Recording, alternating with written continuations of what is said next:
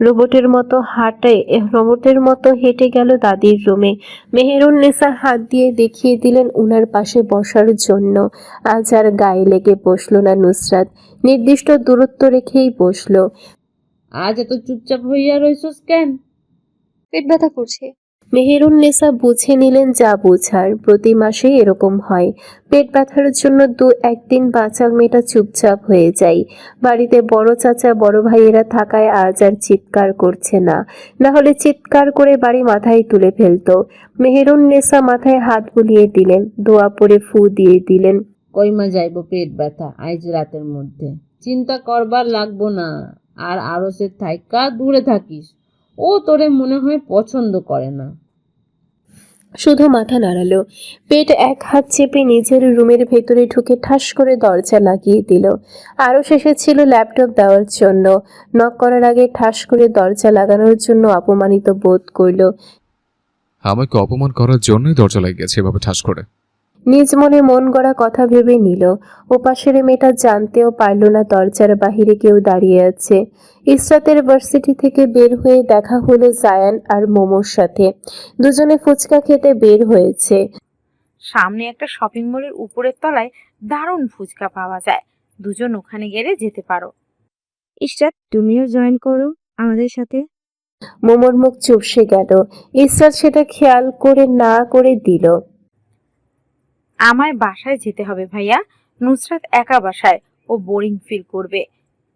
কোনো একদিন আমরা সবাই মিলে ফুচকা খেতে রেস্টুরেন্টে যাব। আচ্ছা, সাবধানে যাও বাসায়। আমরা তাড়াতাড়ি আসছি ফুচকা খেয়ে। বাড়ির ভেতরে প্রবেশ করে দেখলো ড্রয়িং রুমে একটা ছেলে বসে আছে।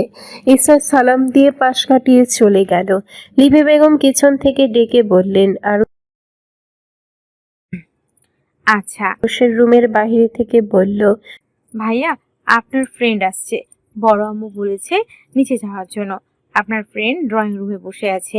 রুমের ভেতর থেকে উত্তর দিল আরুষ। আচ্ছা, যাচ্ছে।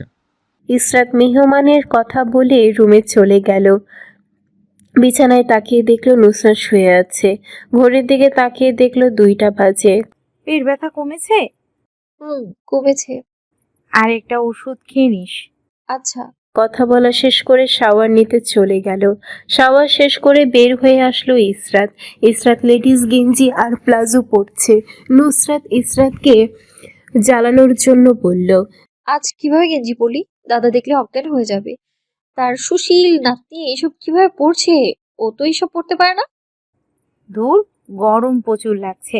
গরমের কারণে কি মারা যাব?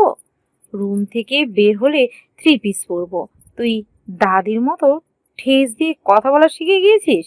নুসরাত বোনের কথা মাছি তাড়ানোর ভঙ্গি করে উড়িয়ে দিল।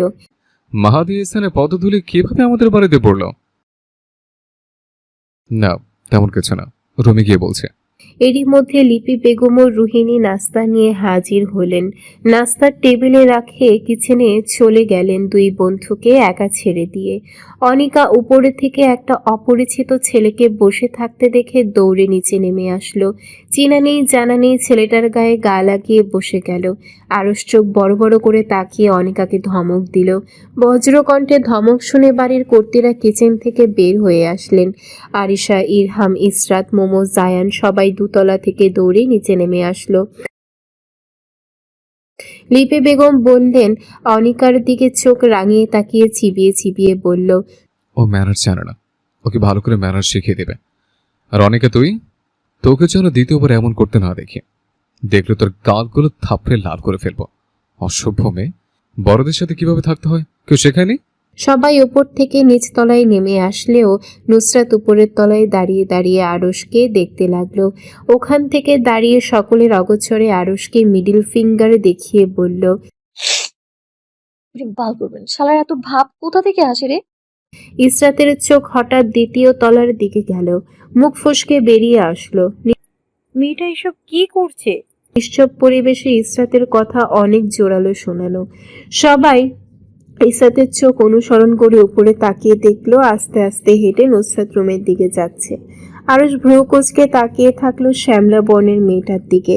নাজনীন বেগম ডাকলেন, এই, নিচে এসে খাবার খেয়ে যা। নাজনীন বেগমের কথা উত্তর রুম থেকে চিৎকার করে দিল। এখন খাবো না, খিদে পায়নি। তুমি খেয়ে নাও আম্মা। ইসরাত রুমে এক কথা আছে। কি বেয়াদব মেয়ে, বড় বড় নাম ধরে ডাকে। এই মেয়েরা দেখে অনেকে বেয়াদব হয়েছে। বিড়বিড় করে বলল আরশ।